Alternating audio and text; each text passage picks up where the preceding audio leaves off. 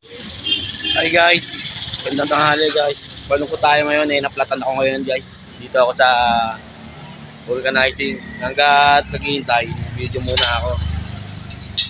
Naplatan yung unahan ko guys. Na ano ko ng tornilyo. Tingnan po natin. Yan po guys.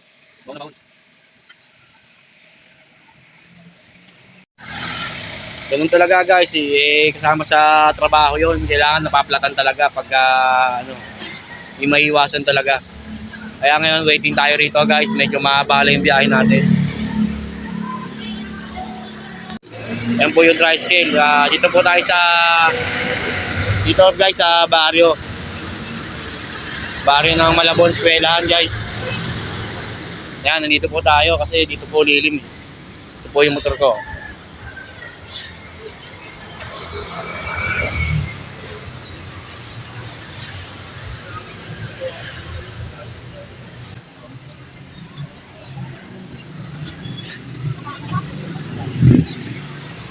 Yan, naka-stand po siya.